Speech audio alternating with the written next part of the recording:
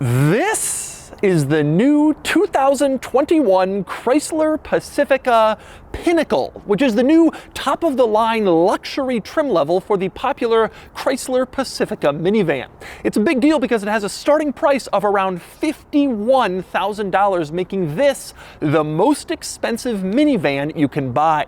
And today I'm going to review the Pacifica Pinnacle to see if it's worth it.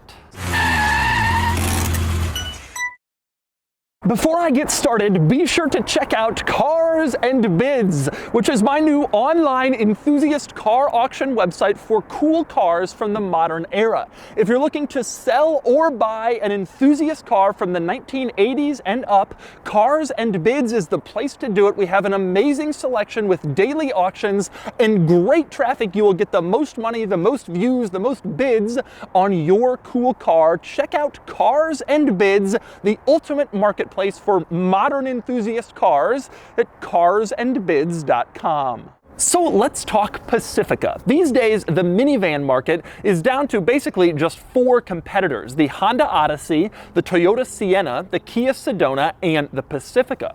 Chrysler invented the minivan back in the 1980s, and the Pacifica came out in 2017 as their most refined, best van yet. And it's been updated for 2021 with some major changes. The biggest change is all-wheel drive, which Chrysler dropped from its minivan lineup over a decade ago, and they tell me that customers have been asking for it back ever since. Well, now it is back. This van has all-wheel drive.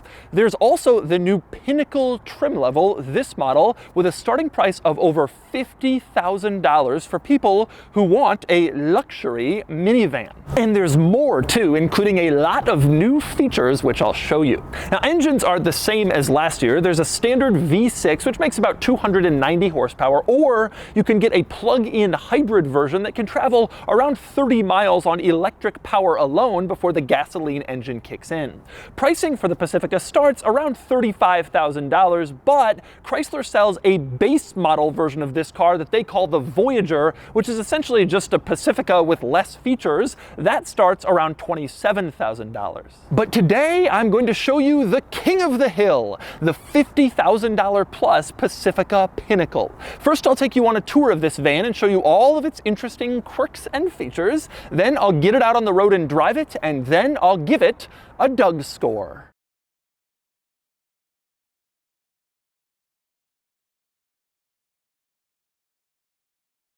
All right, I'm going to start the quirks and features of the new Pacifica Pinnacle in the back, of course, because that's where all the cool stuff is in a minivan. But before I get back there, I want to talk doors. They're power opening, of course. Most minivans have that, but the cool part is how you open them. You can pull the door handle and they open automatically, or you can press a button on the key fob, or you can just slide your foot under the door and the door will recognize you if you have the key in your pocket, and it will open automatically. You don't have to touch anything, and then you can climb right in. And once you're in, there is oh so much to talk about. It really is impressive how much of a luxury vehicle this minivan is. For one thing, the seats, just look at them, this attractive peanut butter caramel color, and they have white contrast stitching and piping all throughout, and even diamond stitching on the edges, which you just don't see in a minivan, but you do in this one. Also, for the back seats in the Pacifica Pinnacle, you get pillows, diamond stitched leather pillows with the Chrysler logo like printed into the leather. For your additional rear seat comfort, they give you two of them in every Pacifica Pinnacle. Another nice touch you pretty much never see in a minivan. And the luxury just continues. On the back of the front seats, you have this apparatus. These are screens. They're folded down, and if you fold them up, you can see they are touch screens. They're on both sides, and you can use them to watch movies or listen to music or play games.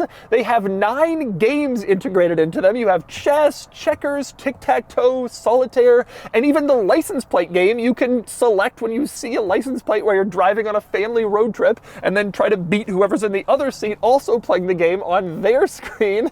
Unbelievable pre-loaded games for rear seat passengers to keep them occupied. An amazing quirk and feature. You can also see next to these screens you have a few ports. There's an HDMI port, so you can plug in like a DVD player or an Xbox if you want and use that while you're driving along. You also have a USB port back here for charging. There are up to 12 USB ports in the new Pacifica. Comes standard with 6, you can get up to 12, 4 of which are USB-C. So there is charging for devices pretty much everywhere throughout this interior. A lot of automakers boast about how many cup holders they have. Chrysler instead touts its USB ports for charging, which frankly is probably just as important to parents as cup holders, if not more, for all kids' devices. Next up, here's another interesting feature back here. There's a little button mounted near the floor that looks like it has a seat on it. You press that, and then the passenger seat will move forward, far forward and up, to provide the second row seat with more leg room back here. You press the button again, and then the passenger seat will go back into its regular position. Interestingly, this same button exists over on the driver's side, and you can press it, and the driver's seat will move forward and up, again to give rear seat passengers more legroom. I don't really love kids having access to a button like that, nor do I love how low it is, because they could accidentally kick it and then move the seats forward without the front seat occupants even realizing what is happening. But it is a neat idea if you're parked somewhere and you just want to kind of relax, stretch out, play some games on your rear screen. You can move the seats forward and sit back here in luxury with your pillow playing chess. By the way, quick point, I was poking around the Pacifica and I realized my fear about this feature being misused is probably misplaced, because it doesn't actually work unless the door is open. The door is open, you can press the button and then the seat will move forward or backwards like I showed you. But if you have the door closed, then the button is locked out and it doesn't actually do anything. So I guess you won't accidentally kick it while you're driving along. You have to have the door open to have the seat all the way forward like that. And next up, speaking of features back here, over on the passenger side on the ceiling, you have climate controls, and not just typical plastic controls. There's actually a screen here, and you can see you can use it to adjust your fan speed and your air temperature for your second row climate controls. Next up, in the middle back here, between the front seats, the back of the center console, you have this compartment. If you pull it out, you can see there are cup holders, but then if you pull it out further, there is a large storage compartment with a vacuum tube inside of it. That, of course, is for the vacuum cleaner. Yes, this vehicle comes with a vacuum cleaner, as do most upscale versions of minivans now. In this van, they call it the stow and vac system, which is a play on their stow and go seating, and it's located just behind the second row of seats over on the driver's side. You can see this is where your vacuum is, and then you could press this little button to turn it on and start the vacuuming process. Now, Honda originally debuted a vacuum cleaner in a minivan. They put it in the cargo area, but this is a far more useful location between the second and third row seats, because you can easily vacuum out the second row or the third row, whichever, with the vacuum right there. And obviously you can use that vacuum tube that I just showed you in order to extend the reach of your vacuum cleaner, or if you go into this little compartment below the vacuum cleaner itself, there are some extensions you can use for different vacuuming purposes. So you have a lot of different options when it comes to vacuuming the interior of your Pacifica, none of which involve going and getting a household vacuum cleaner, because it's all self-contained. That's pretty cool. Now, unfortunately, speaking of the third row, access to the third row seat in this van could be easier. In order to get back here by moving the second row seat, you first pull this lever, which drops the second row seat backrest, and then you have to pull this little kind of small, hard to reach loop at the bottom of the seat, and the seat will fold forward. But even then, you have to lift the entire weight of the seat yourself, and it has these large headrests, so it hits the front row seat, and it's not really that easy to fold forward. Kind of a disappointment. A lot of three-row SUVs and vans get this right, not so in the Pacifica. But of course, the good news is you can easily access the third row by simply walking in between the second row captain's chairs, which is how most kids will get back there anyway, and then you're in the third row. And next up, we move on to the third row, which is shockingly large. I don't want to say I'm comfortable sitting back here, but I'm a rather tall adult, and my knee is right up against this seat, but not like horribly so, and I have headroom, and I could sit back here on a fairly long trip if I had to. Pretty good packaging in this van to make it even adult friendly back here, although I wouldn't want to sit 3 adults across. There are 3 seats back here, but if you're putting 3 back here, probably best for children. Still, surprisingly roomy third row in the new Pacifica. And more impressively, the third row has some great luxury stuff, which is really surprising. Usually the third row is left to have the crappiest stuff, since it's mostly just kids back here, and they don't really care, but not in the Pacifica Pinnacle. For one thing, look at the seats. You have the same diamond stitching, the same white piping as you do in front, and in the second row, brought all the way back to the third row. Very nice, luxurious, even though only kids are ever really going to be using this. And it's not just that. Check this out. The third row has its own sunroof. You open up this little cover here, and now I have a sunroof, and you can see it fits over only the third row of seats. The third row passengers have their own sunroof. Now, it doesn't actually open like the sunroof in front does, but you can still open the cover and look out and get your own sunroof. Again, something most automakers just don't even bother with. A sunroof just for the third row. Who cares? Well, they care in the Pacifica Pinnacle. And the luxury continues beyond just that. You also have power backrests back here. You press this little button over on the side, and the backrest goes forward or backward automatically. And that same button exists on both sides, driver and passenger, so rear passengers can have their backrest power adjusted at different settings. Again, pretty impressive. Another impressive feature back here is sunshades. This van has sunshades in the second row of seats on the sliding doors to cover the windows in case you want to put a baby back here and you don't want a lot of direct sunlight shining right on it. But there's also sunshades in the third row. You can see this little window back here has its own sunshade. Same deal over on the other side. So you have sunshades in the second and third row of seats. The only problem I see is these third row sunshades are really hard to get to unless you're actually sitting back here. It would be nice if they were power operated, but maybe that will come on the future Pacifica Pinnacle, Ultra Pinnacle or something. And one more nice touch back here, again, is charge points. You have two more, a regular USB and USB-C. I never see USB-C ports in the third row, but the Pacifica has it for charging devices quicker than usual. Again, very nice thought for rear seat third row passengers. And next up, we move on to the cargo area in the new Pacifica. You open the tailgate, the first thing you notice is a very deep and low load floor back here.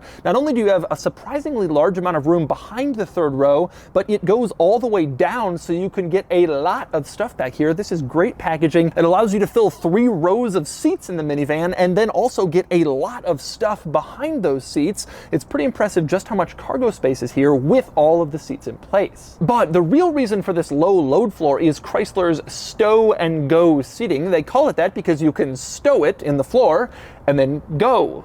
Apparently. Stow and go used to be a few straps and levers. Now it's all power operated in the Pacifica Pinnacle. You just press this little button on the side of the cargo area that says stow, and then you can see the seats begin kind of a long process of stowing themselves completely into the floor. It takes a little bit more time than it would if you just had a couple of straps and levers, but you don't have to do anything. And once they're stowed, you can see you have a completely flat cargo area and an enormous amount of space back here now, so you can use the van for even more cargo. Now, when you're done, you want to get the seats back in place. You just press the normal button over on the side of the cargo area. You push that, and again, the seats begin their long, drawn-out process of going from stowed to back in place, so they are once again a third row seat, so people can sit in them. Again, a little bit longer than you'd spend if it was just latches and levers, but all power operated. You don't have to do anything. And you have 2 more controls over here that you can use. One is marked forward back. You can push that and move the backrests of the rear seats forward or back, just like the third row passengers could, which I showed you a second ago. You can also do that from here. The other button back here, very useful, is actually a switch marked right, both, and left. And you can see you can move this switch up or down depending on which seats you want to be controlling. So if you push it up, you're only controlling the right seat, and then you press the stow button and only the right seat stows. Or of course, you push it down to the bottom, you're only controlling the left seat, and the middle one is both seats. Pretty standard. So nice controls here, very easy to operate and understand. And you have power stowing seats that can go down, or if they're in place, you still have a pretty large cargo area. Impressive packaging once again. And next up, we move on to the front of the latest Pacifica. A little bit less interesting than all the cool stuff happening in the back, but there are still some notable quirks and features up here. The biggest change for 2021 is this center screen, which is larger than before and more powerful and more responsive, very intuitive, responds the moment you tap it basically anywhere. It's now over 10 inches and it's very easy to use, very simple, and it feels like a smartphone in terms of its responsiveness to your touch. I like using it. But the coolest thing about the new infotainment system is undoubtedly a feature called Fam Cam. You can see it here, and when I press it, it displays a camera that shows the entire interior of the Pacifica. You can see the second row and the third row, and you have multiple angles. The theory here is you can use this camera to check on your children. So if they're getting rowdy, complaining, hitting each other, drawing on stuff, you can monitor them to make sure their behavior stays rational and reasonable. Now, this is an especially cool feature because of where Fam Cam is placed. If you look on the ceiling in the back seats, you can see it's mounted basically in the middle between the second and third row. This allows you to see into rear-facing child seats that you have installed in the second row. So Honda also has a camera in its Odyssey minivan, but it's mounted right above the front seats and it looks only back. But Fam Cam also looks forward, so you can check out what your rear-facing child seat occupant is doing as well. That is really smart thinking, good attention to detail, and exactly what minivan buyers would want. Now, with that said, there's at least one drawback to this new screen, and that's the fact that it incorporates the heated and cooled seat controls into the screen rather than giving them physical buttons. You have to tap the corner of the screen, it pulls up those controls, then you have to tap a second time to turn on your heated seats, and it's just annoying. You should be able to just push a button, turn on the heated seats, and that's that. This is especially annoying because the center control stack for the Pacifica includes the traction control off button and the automated parking system on-off button, two things that will be pressed far less frequently than the heated seat button. They could have just replaced those with heated seats, but unfortunately they didn't, so to turn on those seats, you gotta go into the screen. And next up, a few more interesting features up here. On the ceiling, you have these buttons that control the power doors. So you push this button and the door opens on the left side, you push this one, the door opens on the right side, and that way you can control the doors from the front seats as well. Also in the ceiling area,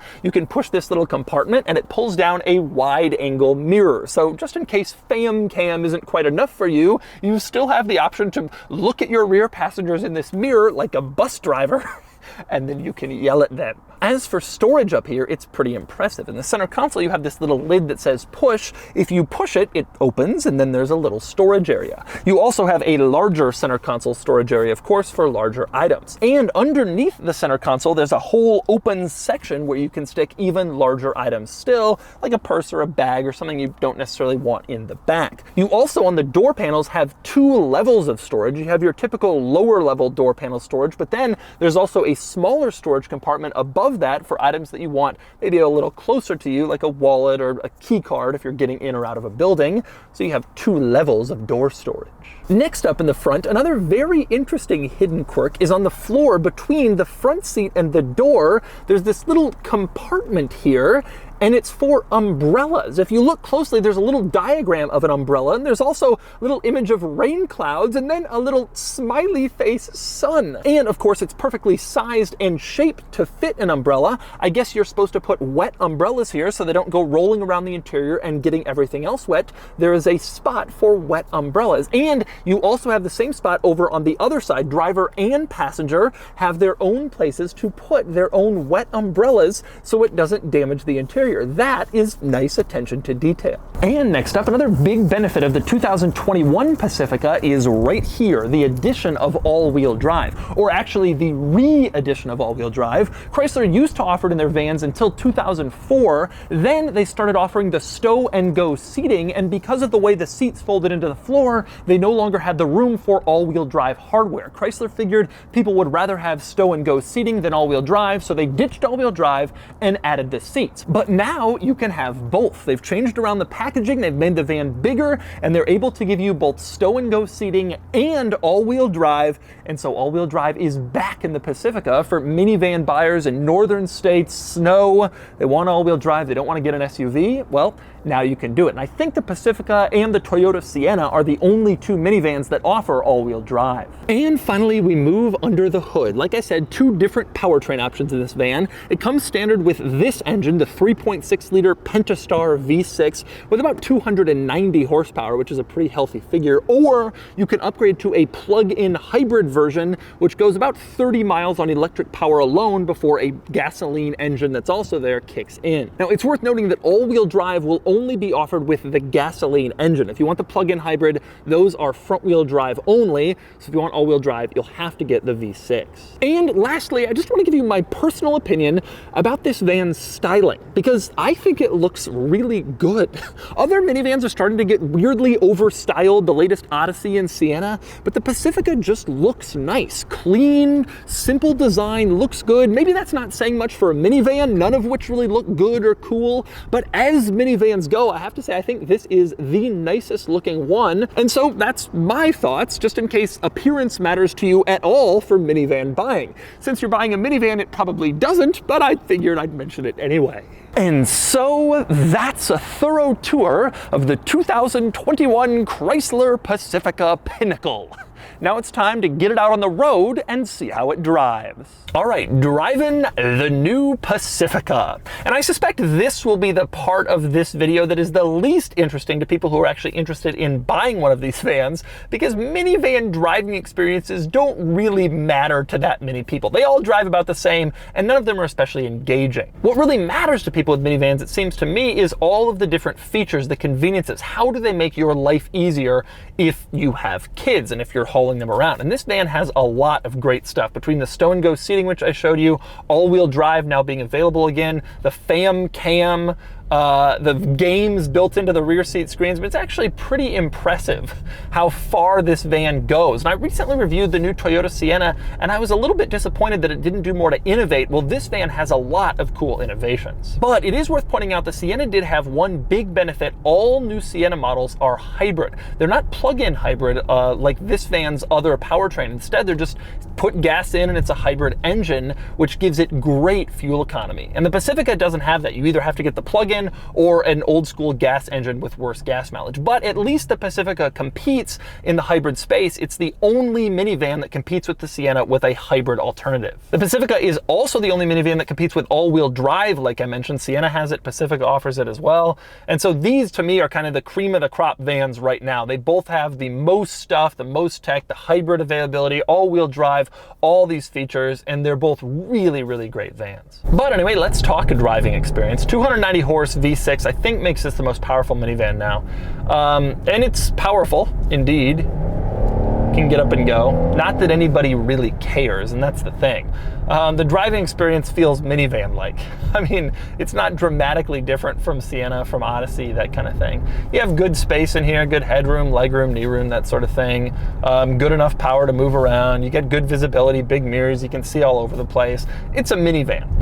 The rest of that stuff, it doesn't really matter all that much how it drives. It drives like a minivan. It's floaty, it's not very engaging to drive, but it's exactly as you'd expect. It's fine. It's just fine. I will say the Pinnacle version impresses me with its materials quality. In the front, the dashboard, it's fine. It looks like a lot of the other Pacificas. It's not that much better, but the seating quality, the leather, the stitching, the piping, all looks really nice. The sheer amount of features, some of the nice touches and luxury items, those are some big benefits in here. And all of the features especially, I really feel like if you want a luxury minivan, and more people seem to, then this is what you're looking for precisely.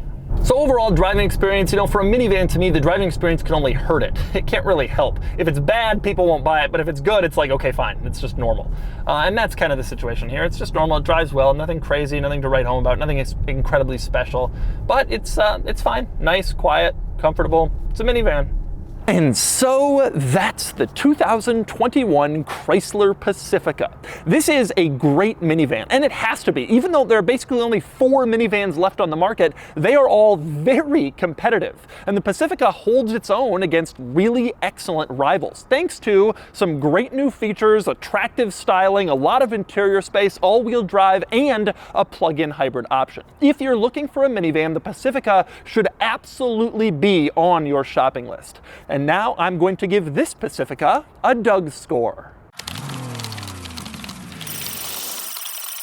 Starting with the weekend categories and styling, the Pacifica is a handsome minivan, but ultimately it's still a minivan and it gets an average 5 out of 10. Acceleration does 0 to 60 in like 7.4 seconds, which is just over the line for a 1 out of 10.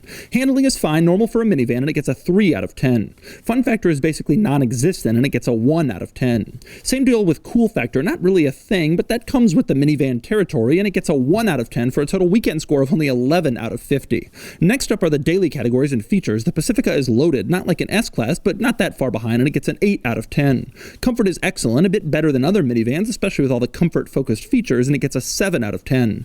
Quality, however, is a bit short of other vans, not because of the materials, which are great, but just Chrysler's general reputation for a little lesser reliability and longevity than rivals, and it gets a 6 out of 10. Practicality, these vans are amazing and tremendously versatile, and it gets a 10 out of 10. Finally, value, and it's an expensive van, but it also offers so much for what it costs. Luxury, tech, family innovations. It gets an 8 out of 10 for a total daily score of 39 out of 50. Added up, and the DOUGSCORE is 50 out of 100, which places it here against other new minivans and relevant crossovers. It ties the Toyota Sienna and scores a point above the aging Honda Odyssey, but the truth is all modern minivans are great. That includes the Pacifica, which doesn't really have any major failings. The Sienna is a good van, the Pacifica is a good van, the Odyssey is a good van. Buy the one with the nicest salesperson, or the best deal.